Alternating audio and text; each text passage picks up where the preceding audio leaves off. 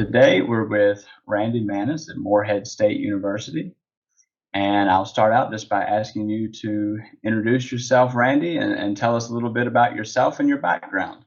Sure. Thanks, Tyler, for the invitation to be with you today. Um, I've been an instructor in our Department of Communication, Media, and Languages for the past 10 years. I came into Morehead State University back in the fall of 2002 as an undergraduate student, thinking that I was going to go into pre-pharmacy, and spent about a year and a half down on that end of campus. Took Speech 108, our basic fundamental speech course. Had someone who told me after class one day, "You're really good at this. Have you ever considered doing something in our world?" And up to that point, I hadn't. The only speaking engagement that I can remember doing in high school was during graduation. My grades were slipping in biology. I realized that my heart was not in it. So I switched majors, became a communication major, graduated in December of 2006 with my bachelor's. Following January, I started graduate school here at Morehead State, did that for a year and a half. And in my last semester, I actually got to teach my first course, and that was the basic speech class. Fell in love with teaching, fell in love with the students. And after I graduated, spent a year with the AmeriCorps Vista program here on campus in our Center for Regional Engagement. During that year of service, I got to go out into the community, got to work with low-income elderly and disabled homeowners through an initiative we had called Morehead Rowan County Repair Affair, and that was funded through a grant from Kentucky Housing Corporation. After that year of service, still didn't know what I wanted to do, and at that point in time, these doors just began to open, and someone who had been brought in that year to look at the leadership program, to look at the academic honors program, he met with me for about an hour and a half to talk about my experiences in our leadership program while I was a student. The next thing I know, there's a job offer.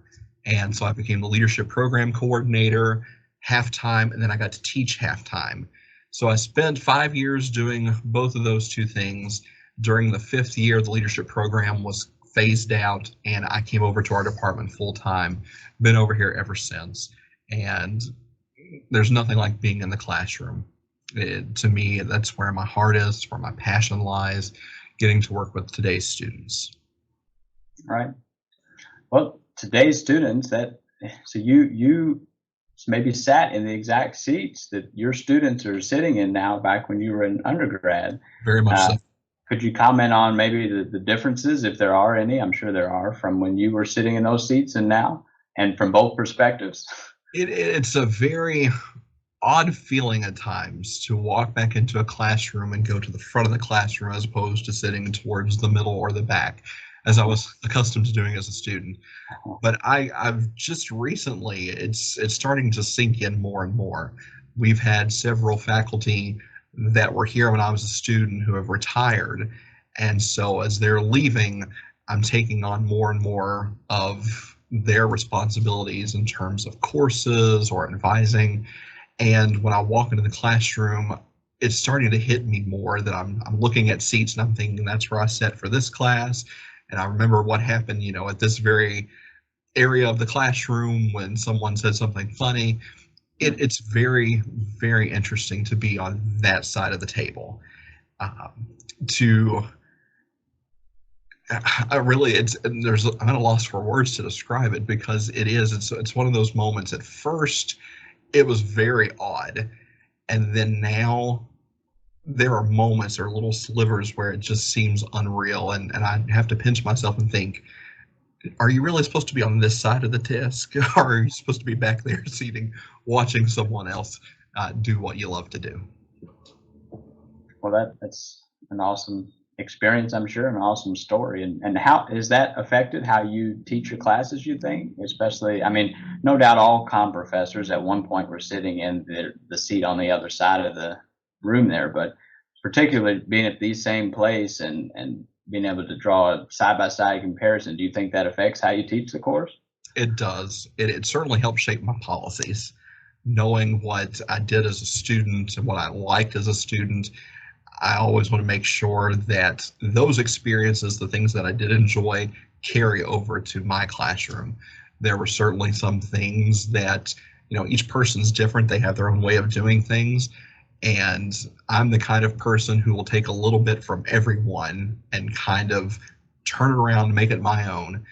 So for me to be in the classroom, I'm going back to those days when I sat there, when I was given a syllabus, looking at the assignments, thinking, what did I like? What did I enjoy? Now I have to couple that with what do I have to do? What is required of me? Right. But you have that creative freedom and that academic freedom, and I enjoy that so much. It does, as I said earlier, you have to pinch yourself at times and think, is this real life? Is this actually what my life has become?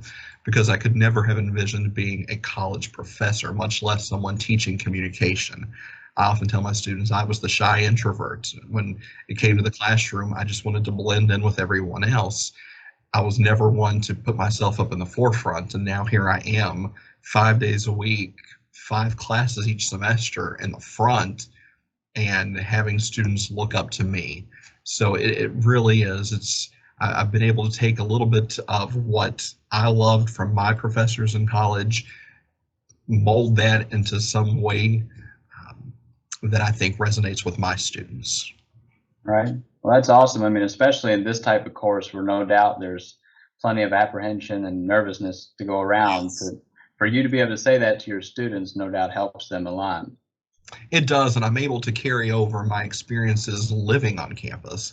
That's the other thing. And when we talk about building credibility, I always come back to, I know what it's like to live on campus with someone you've never met for the first time. I know the struggles that you have to experience as a student trying to balance a full-time job or part-time job, in addition to your work in the classroom, on the field, etc. So I'm able to bring that into the discussion, and it just helps that we're 2020, I've been here almost 18 full years, so I know the lay of the land, and that goes a long way in helping not just build my credibility, but building my rapport with my students. Right. Well, that's an excellent lesson in credibility. You'd be like, this is exactly how you build it in your speeches. Yeah. Well, I mean, you've already touched on sort of how you approach your students in teaching, but part of what we try to do with these highlights and showcases of excellent educators and teachers is to ask you, what do you do that you think would be good to share with others, or something unique that you do, or even the approach that you take?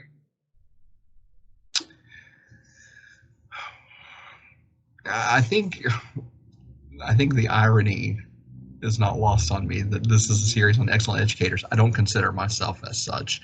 I'm very grateful for the opportunities that I've been given, that my students seem to connect in such a way. I mean, looking at course evaluations, I don't ever want to be boastful, but my students seem to connect with me. I think one of the things that I do is to meet the student where they are. They're coming in, and this sort of, it kind of hit home last semester. I was teaching a new class for the first time ever, and I didn't just have one section, I had 3 sections of it on the same day. And it was a conflict and communication course that I had taken many years ago with one of our beloved faculty members who is retiring at the end of this semester. And so I had been switched from teaching the basic speech class to teaching this course, and had just a few weeks to prepare for it. But in the midst of this class, we started talking just about the many conflicts that our students are going through. And it just hit me like a ton of bricks that today's students are facing a lot of issues that I never had to deal with, and I couldn't quite comprehend. Every time I turned around, there was someone knocking on the office door, wanting to come in and share their concerns. And if they didn't share it in my office, they were willing to share it in the classroom. And so what I had to do, and again, this was not planned at all, but it was to take just a few moments, and it ended up being maybe half of a class one day, just kind of talk people through what I've learned in life in my 35 years of living, that everyone has something heavy that they're dealing with. And some people, even though they have a smile on their face, they're still going through some very difficult times in their life. And it may be they don't want to share that. It may be that they want to confide in someone else. But it's one of those things. And this, I think, is where, I try and connect with them, because I always come back for some reason to the theme song of High School Musical. We're all in this together. Because sometimes I think it takes that reminder. It takes the students knowing that they're not going through this alone, that they have an advocate, they have someone who's there and who wants to help. And of course, I always preface those discussions with, I'm not a therapist, I'm not a counselor, but I am a good listener. I mean, that's one of those fundamentals that we talk about in our basic speech classes, listening. Right. And it's imperative, I think, especially with communication majors, and not just majors, but all graduates, that they know how to communicate orally, they know how to communicate in writing, but listening is a key component. And the issues that have been laid in my lap that these students are going through at times are just so heart-wrenching, and they just, I've had a few moments where as soon as they leave the office, there'll just be that time of decompression, that time of reflection, that time of gratitude where I'm thinking, I'm grateful that I have not had to experience this, but my heart breaks for them. And then trying to make those connections and say, you know what, I can listen, I can do so much, but let me help you find someone on campus that can better deal with the situation. So Right. for me, it started off in one class, and then the next class, it was again one of those days where someone had mentioned to me that they were experiencing something painful. And it just, again, there was just something in me that said, I've got to share this. I have to just walk you through, what I've experienced and what my life experiences have taught me about just keep on keeping on, even through the difficult times, and know that you've got people here who care, people who want to see you graduate, people who will do whatever they can to make those things happen for you. So for me, it's meeting the student where they are.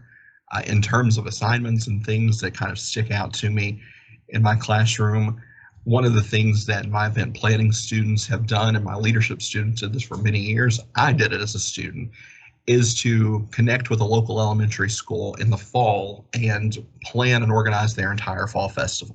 Okay. It's a great way for my students to get off campus. It gets them connected with, obviously, at a local elementary school, helping them fundraise money for whatever services and things that they need. It's a great way for us to spend a Friday evening. My students do it completely in costume, so that makes it even more hilarious.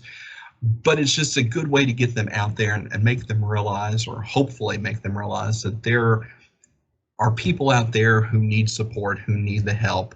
And certainly we want you to graduate, and we want you to become a well-educated citizen. But even more than that, we want you to be a well-rounded educated citizen.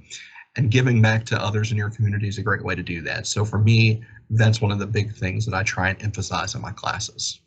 And do you feel like that sort of empathy helps your students in their speeches? I've seen it. Now, granted, I just implemented that. We just had that discussion last fall. And in the conflict class, there was just one final presentation at the end of the semester. They had some papers they had to write, but they began to pour out their hearts, in a sense. I mean, they didn't hesitate to tell me what was going on. And I feel blessed and privileged that I was able to, again, help make some connections on campus to get people some assistance when and where they needed it. But I do think that it helps. I do think that students today, they want to hear from people. I often say I'm not that person who's just going to come in, lecture, and leave. I'm in the office daily. I've got office hours for a reason, and that's for them to come in and chat. And it doesn't have to be about class. It can be about life, because let's face it, life is tough. And I'm seeing it more. I mean, certainly the rapport between the professor and the student has grown significantly. I feel that they're more likely to come and chat, not just about those problems, but when they have an accomplishment. A young lady came in here earlier, and she said, I just wanted to share with you that I got elected to this position in this organization.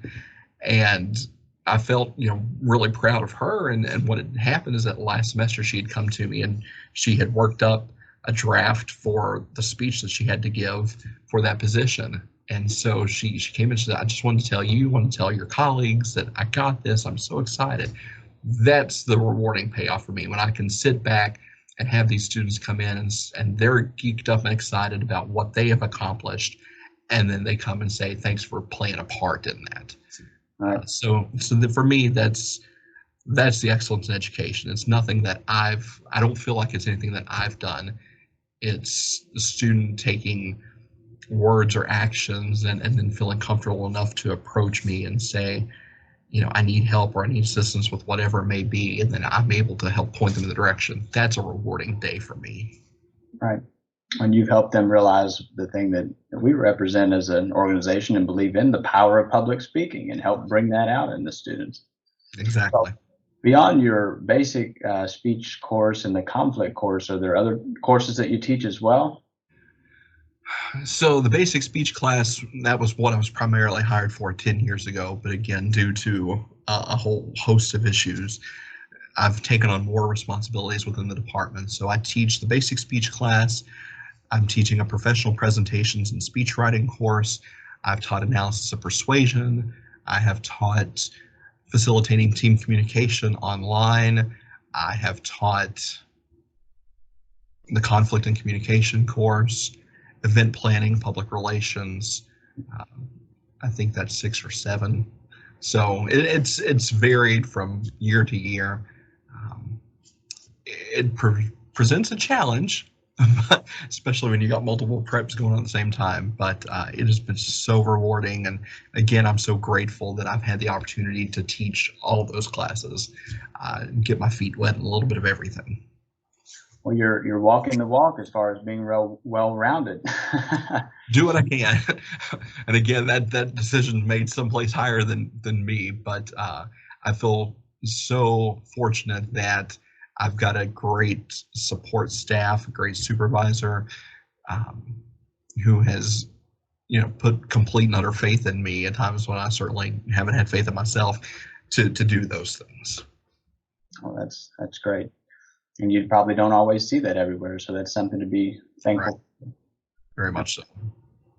Well, is there any other area of interest or certain topic that you'd like to share and you think potentially other people in our audience might be interested in, or at least let them know that you're not the only one that has to teach 8 or 9 different types of courses, that kind of thing? That's a tough question. Vague, isn't it? But I like to just open it up. Even if there's something you want to share while you've got this platform here, or even just whatever you words of encouragement or. Yeah, I think in terms of words of encouragement, as far as when you're working with students, every student is different. They all don't learn the same way, and I know I'm not saying anything new by making that statement.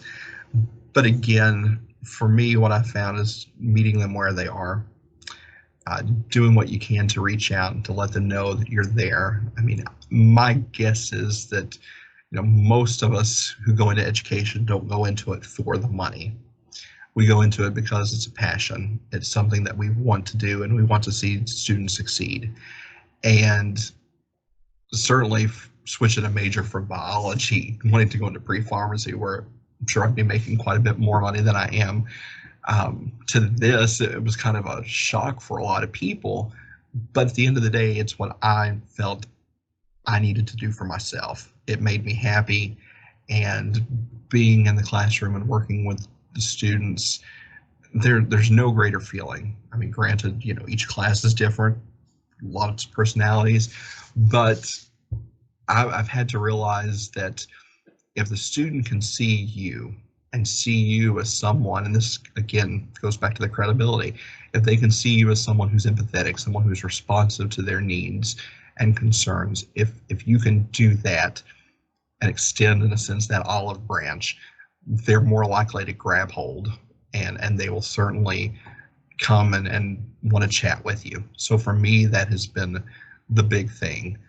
I've seen, worked with people in different sectors of my life where they were just work focused, task focused. They came in, they did the work, they left. I don't think you can do that anymore, especially in 2020. I think that you have to be able to be flexible, to want to work with the student, to want to meet them where they are, and do whatever you can to help.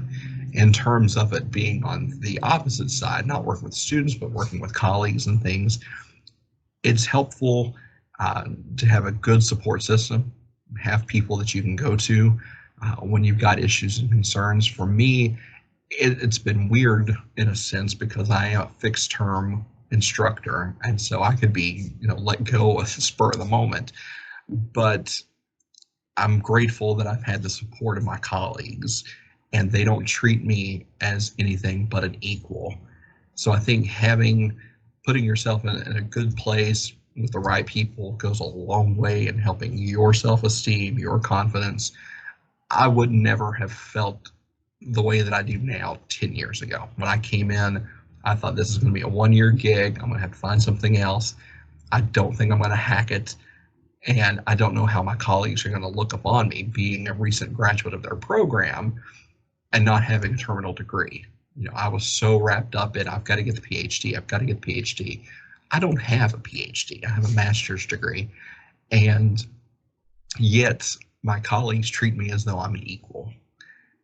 I'm grateful for that. So I guess if I had to sum it up, I would just say if you can put yourself in a good place with your colleagues, that goes a long way. Build relationships with the students, let them know that you're available, that you're here, and that you're willing to work with them. Those two things will make the job that much better. Well, and I will say, just working with you and everyone in your department, I can certainly tell that you've created that sort of environment and relationship with everyone. And it's been a pleasure working with you and your whole department. Same here.